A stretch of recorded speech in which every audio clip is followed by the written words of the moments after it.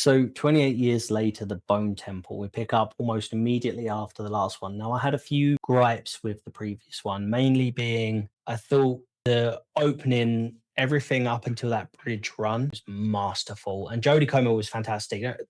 Ralph Fiennes was fantastic. But I thought the story suffered more in the second half.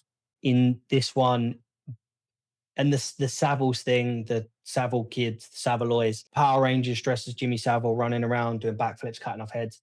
Something about it didn't feel right in a world where somebody could get stabbed in the leg and bleed out.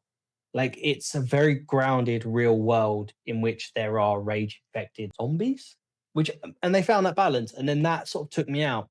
This film does a really good job of explaining to you their stories, their whys, their hows, and who they are as people. And they are essentially Jack O'Connor's fantastic. Coming from Sinners to this, seeing from Skins back in 2007, and now he's getting his due is such a nice thing to see. And they are very much a serial killer cultish type group. And if you read any true crime, you've seen these guys. Even at their like most torture porny, Nia DaCosta does a really good thing of balancing the horror with who they are. She uses it to serve who they are as people to tell the story. They are affected by these acts of violence. So people are throwing up. And it gets gross. It does get really gross. It gets dark. I was scared. I was squeamish. I was aroused. It was a whole host of emotions. It really does help understand how this group works at their core. Spike takes a back seat in this film, and it's not a bad thing. I kind of like that they can weave him in and out because he is there. He is there, but he's not. It's not his story this time around. We focus more on Samson. Do you remember the Predator vs. Archie comic when he rips out Sabrina and Jughead's head with the spine? He's doing that to Falls. He's throwing, he's ripping faces, he's causing a right ruckus. And the Doctor and it's their relationship. I really loved the route that they took with his story. Ralph Fiennes, he's going day to day, he's doing these experiments, he's he's going on these trips. We even get to see a little bit through Samson's eyes. And we did see through the rage virus in the first film, but not to this extent where you're actually seeing through their eyes what it's like to look at another person. And I thought that was an amazing choice to make. And it really sort of shows you what they see, what they feel. So you've got Ralph Fiennes, his arc going this way. You've got the Saviloids going their way. And what brings them together for that scene, you see it in the trailer, is masterful. Everything that comes up around that.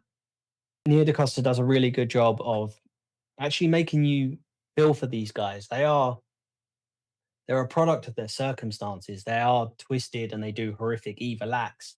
But ultimately, they're just trying to survive. I think she does a really good job of coming into an already established world and making it feel unique and fresh and telling her own story. I will say my one small gripe is some of the comeuppances for the more nefarious characters didn't hit me as much as I wanted it to, but I do think that's done for a reason, which I won't say for spoilers. And then we get to the final scene. And when I heard they wanted to do a trilogy, they were going to see how this was going after the first one. And I loved the first 28 Days Later so much. I think that is absolutely terrific film overall, not just horror, but a terrific film. And when I watched 28 Years Later, I came out of it and I sort of went, I don't really care. It was all right. Like, it had great moments, but it didn't do anything for me. This, I came out of excited to follow more stories in this world. Nia DaCosta does a great job of bringing out these amazing performances in the most horrific circumstances, blending and making the film feel grounded and real in a very outlandish situation. And I was floored, honestly, absolutely floored by this film. I'm going 4 out of 5 on the old rating. I just wanted to say thank you so much. Please let me know what you thought down below. Make sure you like and comment. I'll always try and reply. I love reading the comments. I love chatting with you guys, and I really appreciate it. So I just wanted to say thank you, and until the next one.